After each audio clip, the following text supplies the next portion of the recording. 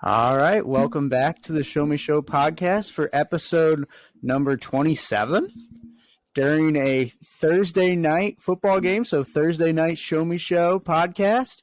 First time we've ever done that, I believe. Luke mentioned a couple of shows ago that you might see a Thursday night or a week show before the Sunday weekend show, and tonight is the night, the first one. Luke is at his aunt and uncle's house for the show, and I'm at home, both in school this week. Different location. Yeah, so some new locations again. Actually, you might be able to recognize on my screen the movie room, kind of where the first 4 or 5 episodes of the show were actually at. Cam, I'll be honest. Right now, I cannot recognize a single thing. You're just a big potato. Yeah, you're one right now. You're just a pixel. I'm looking at about 3 to 4 pixels on my screen, which is it's kind of nice. I kind of miss just the absolute shit on my computer on one side of the screen. It's nice. But yeah, let's talk a little Chargers Chiefs. So first half is over. I feel like we're like Thursday night halftime analysts right now. Yeah, but this is the second Thursday night game of the year, but this is the very first Amazon game, and just a few moments ago we got our first glimpse of Jeff Bezos sitting with Roger Goodell. That looked like an interesting combo of people. I'm sure they're having a blast. There is Roger definitely work getting done there. Stone-faced, but probably speaking in Morse code. Yeah, I saw PFT tweet that.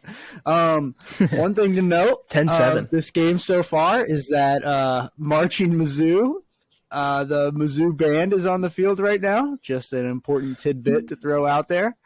But yeah, 10-7. As our good Chargers. friend Morgan pointed out, who's in the room. Yep.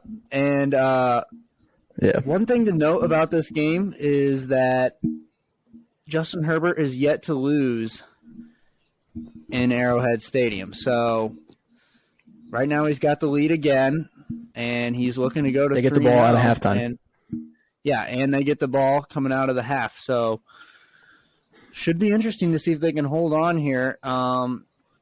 He's made some incredible throws already, but the Mahomes pass to Jerick McKinnon was pretty freaking sweet. I'm not going to lie, because he was just on the run. Yeah. Jerick is in a dead route, and then he just finds his way open a little bit, and easy touchdown with the little sidearm baseball type throw. But that was pretty it was just sick. an incredible improvisation play. He's just like running around the field trying to make something happen, and then he finally does. So that's kind of cool. Just a beautiful football play. They're showing it right now, but the jerseys tonight look awesome on the television screen. Just the red and the yellow. The Chargers jerseys look good pretty much anywhere, but I mean, with the mix of the red with the Chiefs, it looks really good tonight. Also, one thing to point out, the atmosphere at Arrowhead is just awesome tonight. I mean, it is sold out. You can tell the chop is in full swing. At least it was at the beginning of the game. And it makes sense. Everybody to have probably Kirk took off work Herbstreit tomorrow. Yeah, probably. Don't blame them. Kirk Herbstreit calling this game with Al Michaels, and it's pretty college-like, football-like atmosphere for an NFL game in terms of intensity. So I'm sure that was cool for Kirk to see that. Luke, what do you think of the booth so far? I like it. I always like Al Michaels. Kirk Herbstreit is a great announcer, and I think they actually work well together. Their chemistry is just a little bit off, I feel like, just a tad bit, but it will get better as the year goes along. And then I watched the pregame show, actually. It's a fun pregame mix-up there. They had Richard Sherman, Ryan Fitzpatrick. They had Andrew Whitworth on, and then, of course, Tony Gonzalez, too. So that's just an interesting group of guys that's going to get some interesting conversations done. And I think it's a great atmosphere here. Yeah, and Carissa for Thursday Night Football. Yes, who's one of the best female reporters in the game, really. Yeah, I agree. Honestly, one of the best reporters in the game. They throw out female. She's one of the best for sports, reporters in the game. Yeah. Yeah. So that's the game. I'm hoping for a more exciting second half for sure. I mean, there were some not cool a whole plays, lot of but points. when you have these two teams match up, you want more points. Yeah. So I think we'll get that. Yeah. I think we'll be fine though. You want to talk a little bit about the Monday night game though? Yeah, we're gonna jump into that real quick. All right. Seahawks Broncos are Russell Broncos Wilson at Seahawks actually. Yeah, the Russell Wilson return to Seattle. And they actually, so he's running out on the field, right? First time back in Seattle since he was traded. And you're expecting, he won a Super Bowl with Seattle. They're going to cheer him, right? Nope. Just a rain of boos on him. And it makes sense in a way because he did kind of get his way out of town. But the Seahawks, all the players got their revenge on Russell Wilson. So, I mean, we're all talking about a Russell Wilson revenge game. I think it was more the opposite, like the players getting their revenge on Russell Wilson. And then Nate Hackett, his coaching debut ended in a catastrophe almost. So tough to see that for sure. Yeah, and honestly, you said it was a revenge game for the Seahawks, and while I do agree with that, I have a little bit of a take on it. I just think, they wanted to beat Russ, obviously, because like you said, he fought his way out of town. I mean, he didn't really want to be there, and he got his wish and he got out of town. And I don't think the Seahawks, though, they didn't really have a whole lot of pressure to win this game. I mean, their roster is not good. They're starting Geno Smith at quarterback, who has not been able to keep a job in the NFL. He bounces around, and he can't maintain a starting position, so they have to start him because their other quarterback, Drew Lock, also sucks. And so nobody has big expectations for the Seahawks. One other thing about Drew Lock is that he catches the worst strays. I don't know if you noticed, but like at halftime, there was a reporter. I forget who it was, but he was like, "You see this guy right here?" And he circled him, and it's Drew Lock standing on the sideline, just cheering on his teammates. And he's like, "You see this guy? That's Drew Lock." And he is standing on the sidelines, and that is the best possible situation for the Seahawks. Just out of nowhere, completely unnecessary there for him to say that. And that's the second time that Drew Lock has just caught an unnecessary stray, and like significantly in the last few months. So I kind of feel bad for him because, I mean, he isn't very good, but leave the guy alone. Goodness gracious. Yeah, I mean, at the end of the day, he is a true son, Mizzou legend. So it does kind of hurt to see that he just sucks that bad. But to be fair to all the people that, shoot or when he catches strays, is he does suck. So that there is that. But like I said, I don't think there was that much pressure on the Seahawks to win this game, and they could kind of just come out and play very loose. And the crowd was awesome. I mean, they were in the game the whole night. I mean, the 12th man usually is, but, extra for Russ. And, they came out victorious. I mean, Geno Smith had a hell of a first half, and that was pretty much it, honestly. The rest of the game, they really didn't do shit on offense. But the defense held. And that's another thing. The Broncos sucked in the red zone. And they sucked on the goal line. The Javonte Williams, horrible fumble when he ran into his own guy and just shot the ball out onto the turf. And they missed another goal line. And, and Luke also they had 3 stints. As we got towards the end of the game, 10-yard line. As we got towards the end of the game, as Luke pointed out, just a coaching catastrophe with Coach Nathaniel Hackett, who up to that point, he had his team in the game. So, I mean, you can't fault him there. And they ended up losing on a kick. But I think me and Luke both think that they probably shouldn't even have lost on the kick because they probably shouldn't have kicked it. Yeah, I mean, it is what it is, though. I mean, it wasn't a smart decision because McManus, his career long was 62. And so to put him in for a 2 yards longer than his career long on the road for a game winner just doesn't compute real. But I think Hackett will learn, it was his first game as a head coach, so you got to give him a little bit of leeway, but it was pretty bad, to say the least. Yeah, I mean, I don't mind the trust in your kicker in week 1 because I actually think McManus is good. I mean, he has a leg, like just an absolute boot. So I don't blame him for sending him out there, but it was also your first game of the year. And maybe the more important thing is that you're paying Russell Wilson $250 million. Why not send the guy out there who is getting paid all this money to try and get 5 yards? I mean, that's kind of why you got him. At least that's what you kind of think as the fan. But they didn't do that. And personally, I think this game had much more pressure on Russell Wilson to win this game than the Seahawks. And it was funny when he lost. And I'm not going to lie. I was never like a big Russell Wilson hater. I didn't really understand it. And I'm not I don't hate him, but he's weird. And he's a goofball. It's not just that, he's very, very fake, I think. And it's not, I think he's a good guy. I mean, we see it all the time with his charity work and stuff like that, and visiting children's hospitals and whatnot, but he just posts weird shit online, and he's fake. And I think maybe I don't know if fake is the right word. That as well. But I would call him more of a robot. Like, he's just like that too. An NPC. He's just super cheesy, super corny. More than fake, but he's an incredibly corny fella, to say the least.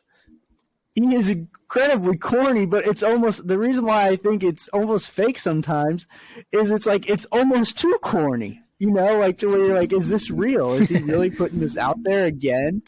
I mean, we can go on and on. I mean, he has some of the videos are funny because they're just that bad, like the Mr. Unlimited video with Russell Wilson, or the video where he clearly just had sex with Sierra, and he just popped out his phone and started recording, which was just so wild to me, I thought. And there was that TikTok that can't help a man from resurfaced for where he's just pointing to like the football, faith, family, and flying. I did not understand that one bit, and it was just, I don't know, it's just a weird guy. But my family lives in Colorado, so I always have like a slight rooting interest for the Broncos. But I wouldn't mind if he's okay. Let's go, another Mike Williams catch. He's been having a nice game. That was a sick play by Eckler. That was a good decision for me to start him in fantasy. I know. He's kind of had a slow start, though. All right, you want to jump into our Week 2 predictions? Yeah, I'll explain it a little bit. The meat of this show here. Yeah. So, me and Luke, as often as we can, because as we said in previous episodes, that, we're probably not going to be able to do a Thursday night show every single week. And, I mean, if you're a true listener, you know that our schedule has not been very consistent for a few months now. And that's just how it is right now. Me and Luke, both in school, both have had jobs and stuff like that, and, stuff like that. And on top of the podcast, which we love doing the most out of all those things, obviously, but sometimes we just can't find the time. So we're going to do this thing, though, called Show Me Show Predicts, where the Show Me Show as a whole, so just me and Luke are going to make picks and put them out there, and we're going to see how we do at the end of the year. We have some that we're not very sure on or in agreement. We're gonna try to do our best to agree on these, to say the least. And I think for the most consensus, we do agree on them, but there's a few that I think we're gonna end up disagreeing on. So first up on the list, we're just going to do the Chiefs and Chargers game since it's on right now, and by the time this comes out, it'll be over. But we both picked the Chiefs beforehand, so I guess we'll see how that prediction turns out as Austin Eckler does not pick up the first down there. And then potentially probably the game of the Sunday, really, Buccaneers and Saints.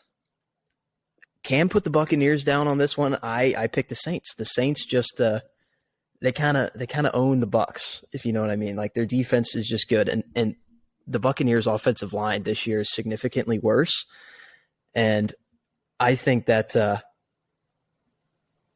I just think that with the Saints defense, their linebackers and their D-line, they're going to get through this offensive line and put pressure on Brady. And anytime you do that, Brady sucks. And I just think that that's why the Saints are going to win this. And the dome is just going to be bumping. Like I said in previous episodes, ride or die, Jameis guy. And I want the Saints to win. But I picked the Buccaneers at first glance because, one, their defense shut out the Cowboys last week, even when Dak was playing. And the reason why I also picked them is so, they shut out the Cowboys, but the Saints offense didn't get going until the second half. And I don't think the Falcons defense is even that good. So that was kind of concerning. But then again, what a play there by Mike Williams. Did you see that? The Buccaneers also didn't really get their offense going. I don't know. I just saw an Austin Eckler rush for a first down. I think I must be ahead of you. Mike Williams just, yeah, I might be ahead because Mike Williams just made a damn good catch for a touchdown there. Holy shit! Yeah. Look at that. Whoa, that was Megatron-esque. Wow. Him and his contested catches are insane. Look at that. That's incredible. Even better. Look at he's looking great for my fantasy team this week. Over 20 points already. Probably. Over Wyatt Sneed, too. That sucks. Sad.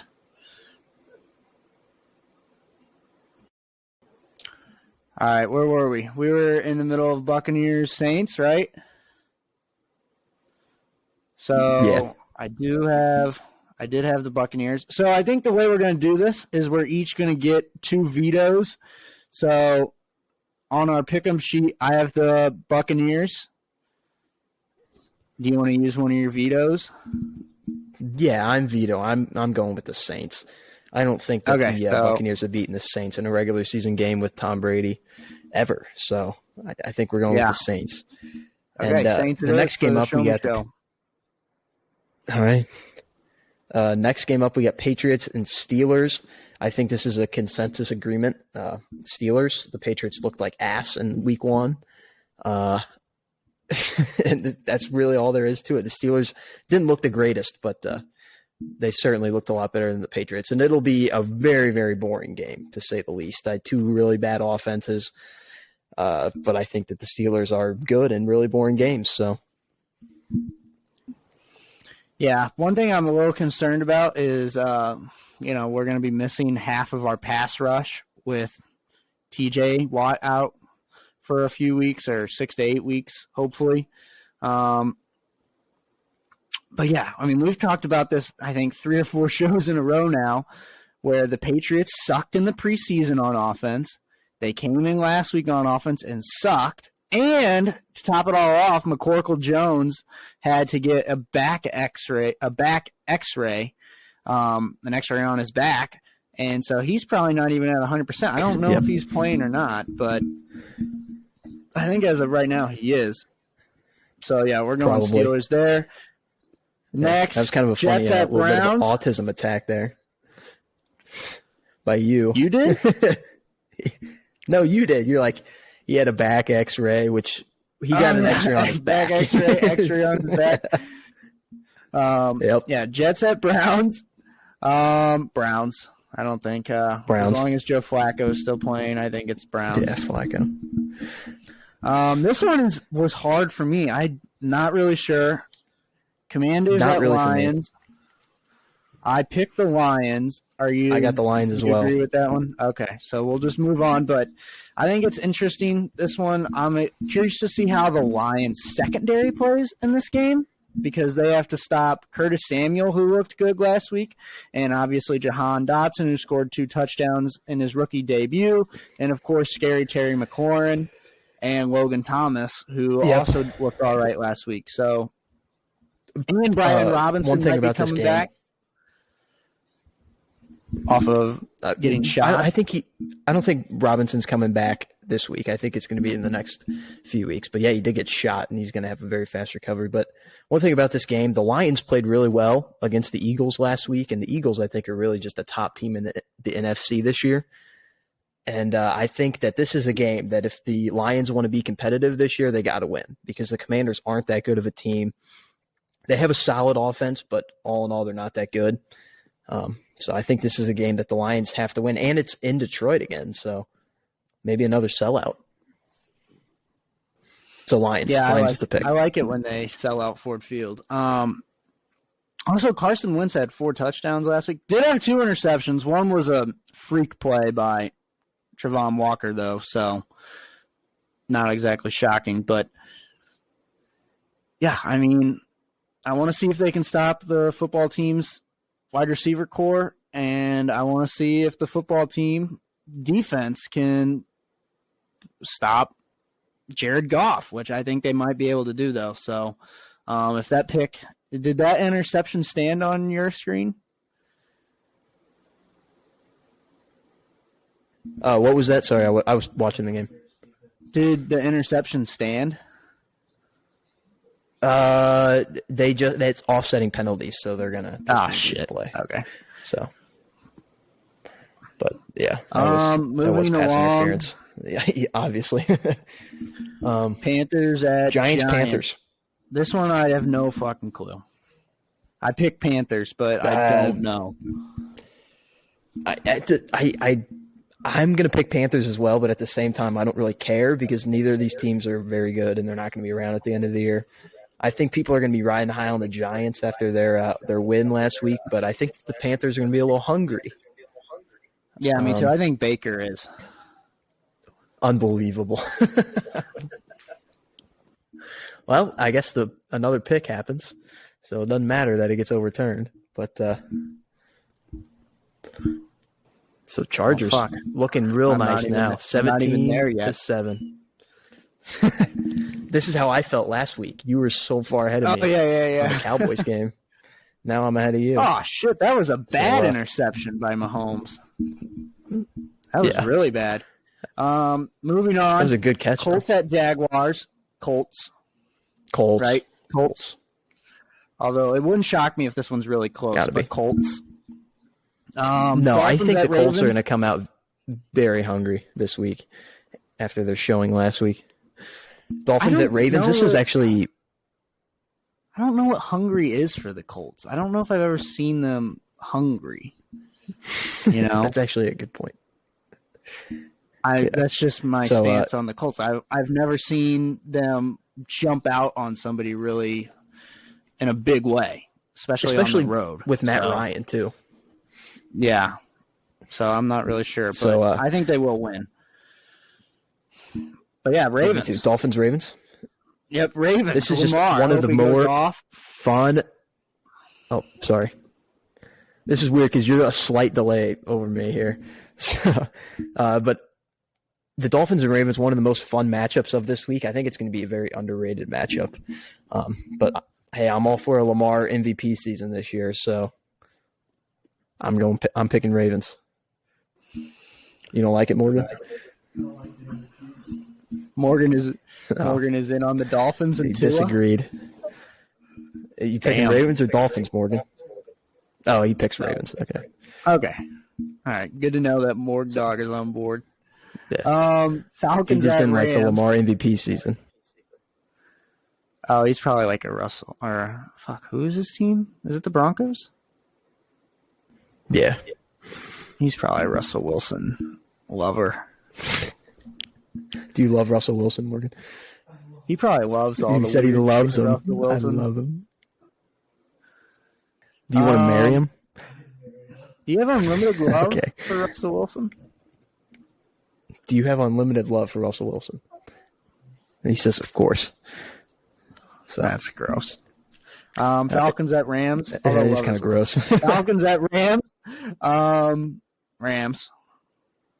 I think they'll bounce back. Yeah. Also, Aaron Donald might. That's Rams. Desmond Ridder might be in the game during this game. Why? Because Aaron Donald might hurt Marcus Mariota.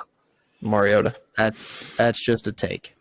Okay. This one, Luke, has the 49ers, but Seahawks at 49ers, I picked the Hawks.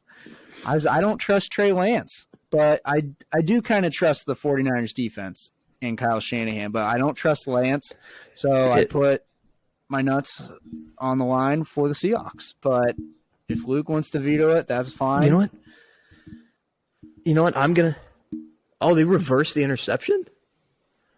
What? Oh, that's a Des Bryant situation there. Oh, I just got back and they reversed it. It's kind of like he Des Bryant did it, if you know what I mean by that. Like it just barely hit the ground and they reversed it. So Mahomes gets bailed out. I don't mind the Seahawks pick there because the 49ers looked really bad in week 1 and the Seahawks look really good. But, if you want to go with the Seahawks, I'm not going to use a veto on this one. But I'm going to go on the record and say I think the 49ers will win, but you know what? I'm riding Seahawks with Cam. So, no, I don't think the 49ers will win. I wouldn't be shocked if they win, but the only thing is I think they might be a little hungry coming back off of a terrible loss to the Bears, but that was also a fluke game. And I think that the Seahawks might be a little bit too high. People might be high on them they might be high on Geno Smith after the game. And I think that the 49ers, you know what? No, I am going to use my veto. Now I'm talking myself into it. Fuck. The 49ers are just too good. Come on. They were my pick for Seahawks just 1 week.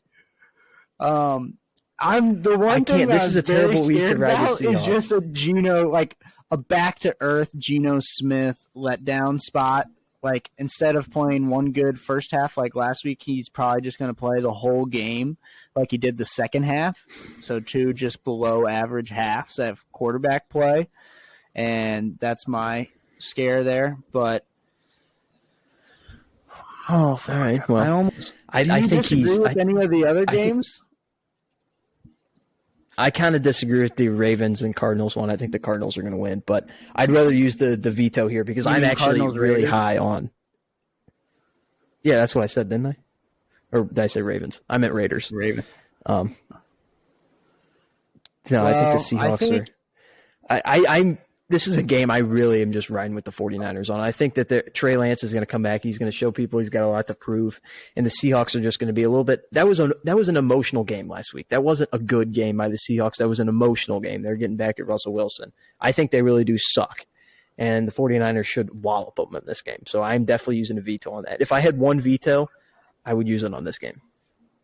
Even though I respect your opinion with the Seahawks. And I'm double vetoing, and it's staying Seahawks since you vetoed the Saints pick or the Buccaneers pick. So double veto. Okay. You do get 2 of those, so you can double. Bengals at Cowboys. I'm going on the record saying it's my Bengals Cowboys. I've got Bungles. Yeah, I got the Bengals. Over Cooper Rush. Come back. Hell yeah. Yeah, that's shit. My screen just went to pretty much the same amount of pixels as you. Oh. That's one thing look, it's streaming. I've streamed games on phones and laptops before. Sometimes shit gets blurry. And you're talking about the Thursday night game? Yeah, I'm talking about the Thursday night game. Amazon, at the end of the day, this is a streaming service. And depending on your connection, shit might get blurry, and it is blurry right now. It's clearing up, but it's weird to not have this game on cable or regular TV. Yeah, I mean, but anyway, ours was Bengals win. Ours was kind of like pixeling up throughout the game, but it's fine right now at the moment. But there was a time where it was just like watching it on an Android phone, like a 2010 version. But anyway, I got the Bengals winning this one. They're going to be a little hungry coming out. I think week 2 is, what a play there. Touchdown Chiefs. I think that this is a great time for the Bengals, or for teams that lost in week 1 that people might be writing off a little bit, to bounce back in week 2. And they're going to get to do it against the Cowboys on a national stage because it's the game of the week. And once again, the NFL just shoves the Cowboys down our throats, which is unfortunate because They suck. They're a terrible franchise, but it is what it is. We got Bengals. Yeah, I think this would have been a good game of the week if Dak was alive, but he's dead. So it's not that great of a game of the week. If the Cowboys defense can, I wouldn't be shocked if the Cowboys defense can keep them in it if they, turn over Burrow again. But a lot of people were like, oh, Burrow, got lost in the hype. I don't think that's true. I think he'll just bounce right back. And he'll probably throw like 3 touchdowns, 257 yards, 33 of 46, something like that probably. So, yeah, okay. Bengals win. That'd be amazing if you get that on the dot. Texans at Broncos. I have a Broncos bounce back game, kind of like just what you were just saying, teams getting wrote off.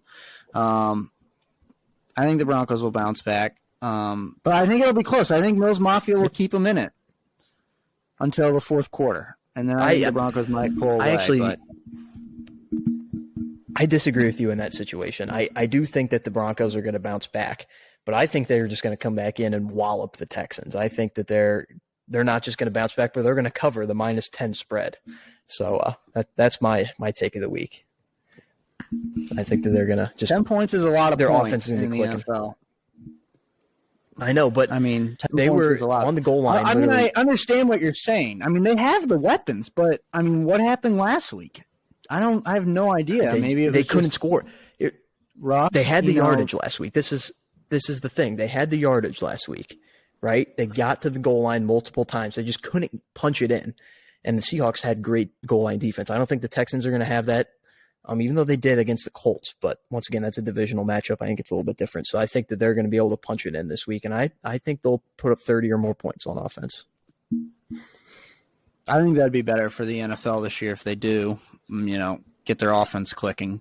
But one thing that kind of worries me in terms of if they actually will get that offensive clicking, and we talked about this jointly together, is the Texans' defense last week. Their D-backs were all over the place and getting their hands on the ball in every which way that they could and forcing, pass deflection breakups and stuff like that, PBUs, on Matt Ryan, who's, a proven good quarterback in the NFL. So I think that was kind of shocking last week that they did that. And it wouldn't shock me if, they come out and maybe come back down to earth. I'm not sure, but we'll see. So, yeah, we do have the Broncos there. Next up, Cardinals at Raiders, and Luke is a little unsure about this one. I picked the Raiders because I'm an AFC West believer, and the Cardinals did not look good last week. I know it was against the Chiefs, but they did not look good. Well, here's the thing with that. I don't mind the Raiders pick because these are two very even teams. They're teams that have high-powered offenses. They play in tough divisions, and ultimately they're just going to choke in the first round of the playoffs if they even get in. So they're very similar matchup teams, so I don't mind the Raiders pick. Me personally, I'd go with Cardinals, but I'm not going to use a veto on it by any means. So Raiders.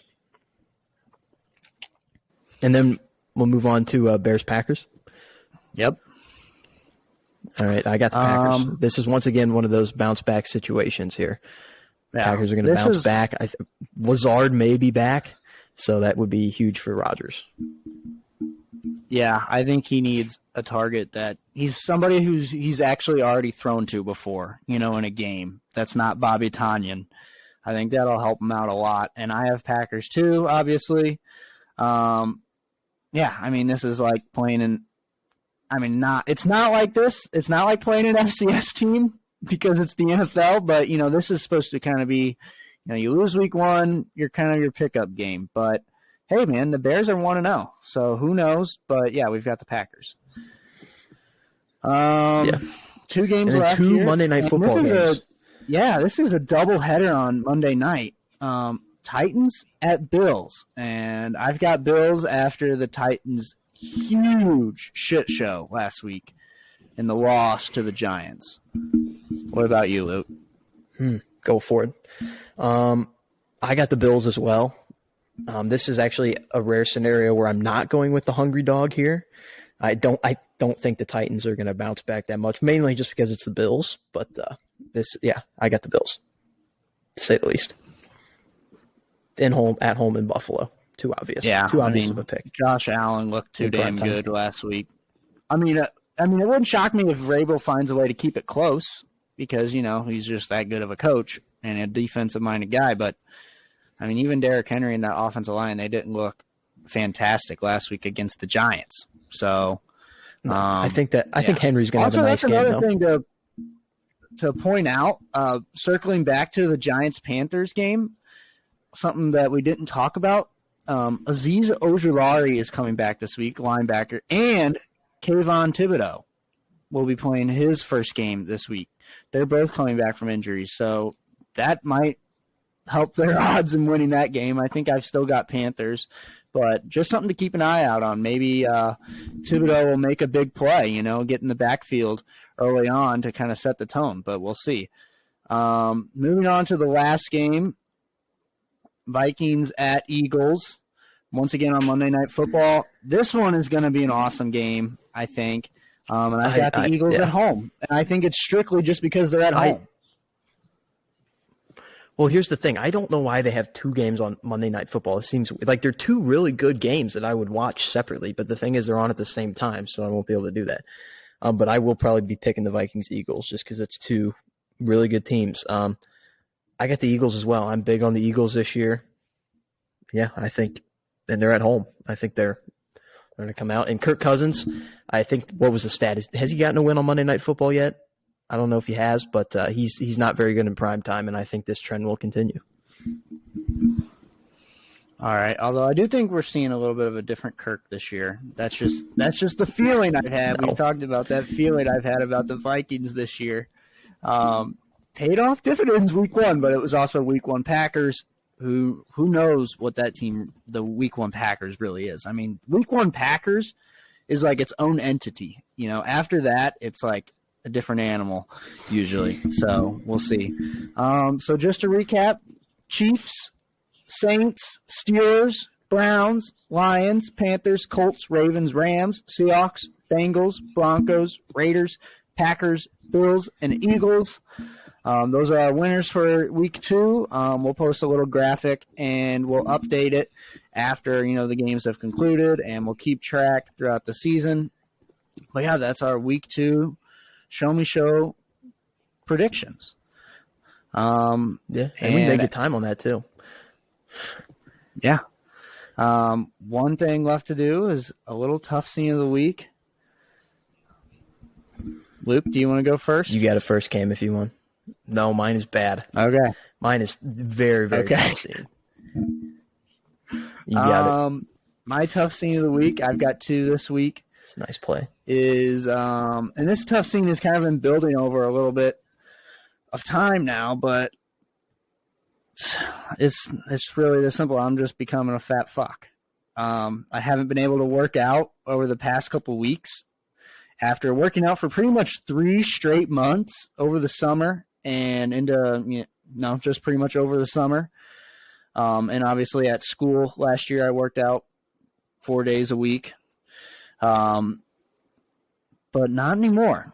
Just no time. And I don't want to work out really on the weekends after I get off work because of football. And at night during the week, just too much homework.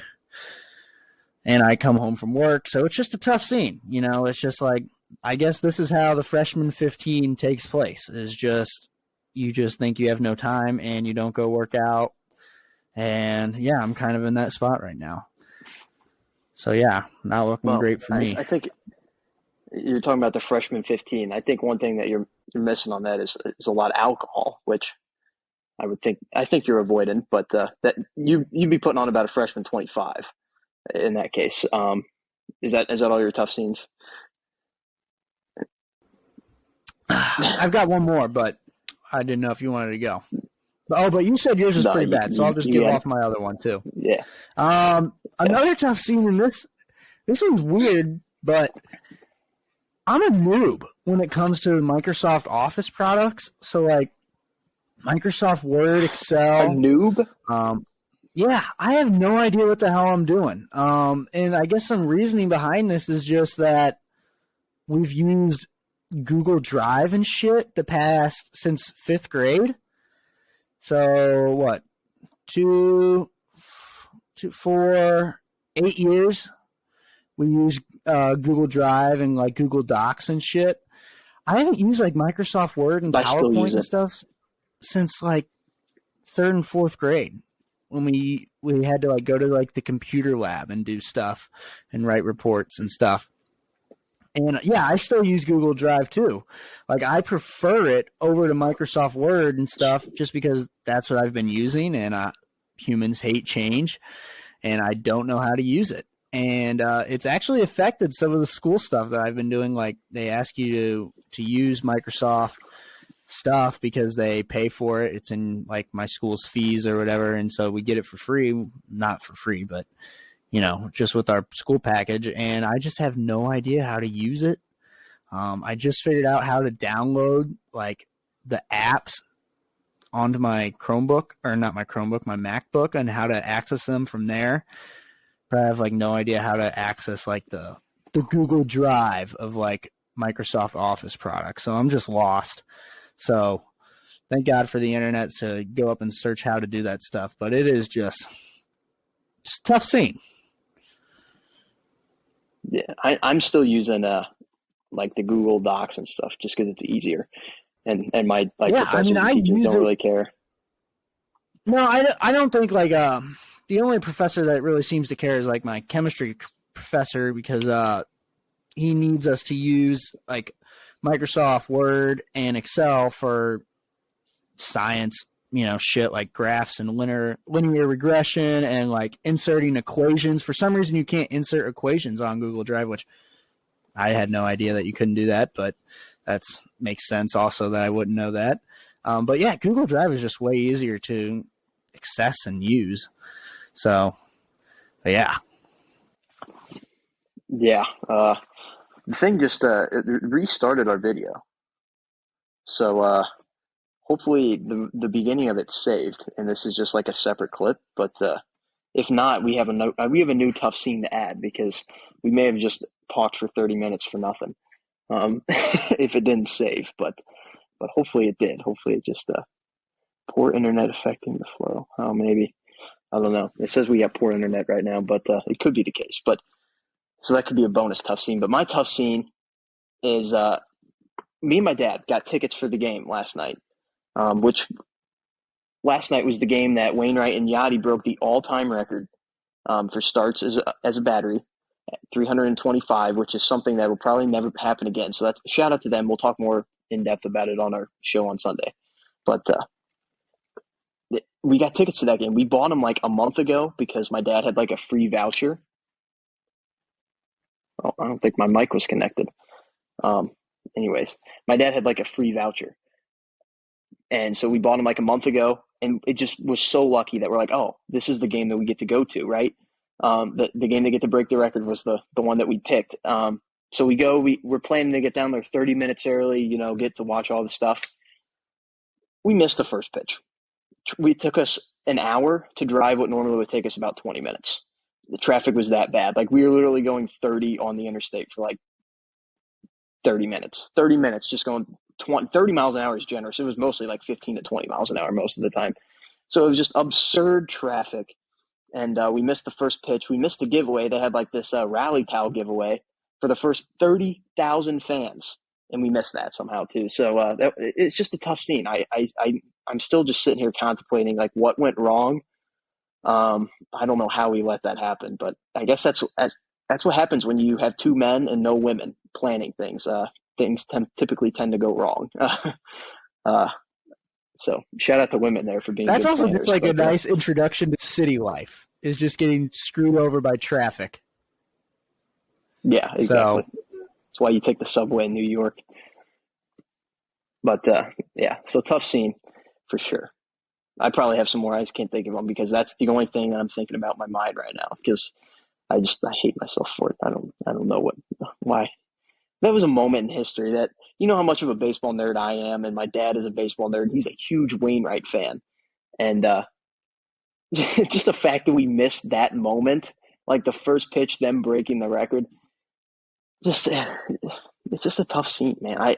I'm just sitting here thinking about it, like, man, that sucks.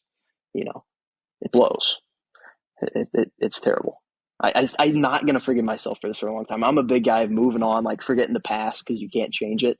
Just do what you can do in the future. I'm a big guy to do that and just moving on. Easy to move on, but this is hard. This is hard to move on from. So tough scene for sure. Well, it's so recent, and it's just shitty. Like we said, it's just traffic just screwed you over. So, and it's something you care about. Exactly. You bought the tickets to see the Battery. So, the Battery record, that is. So, yeah. That's kind of our show, right? Yeah. Chiefs are still currently down at home. But yeah, that's pretty much it. We'll hopefully have a Sunday show as well. But yeah, this is kind of the format for our Thursday night Show Me Show podcast. And hopefully we'll be able to do more of them. Like we said, though, probably not going to be every single week, but hopefully as often as possible. So yeah, that's our show. We'll put out the prediction graphic soon as well. And yeah, thanks for listening or watching. Have a good one. We'll see you after week 2. Sounds good.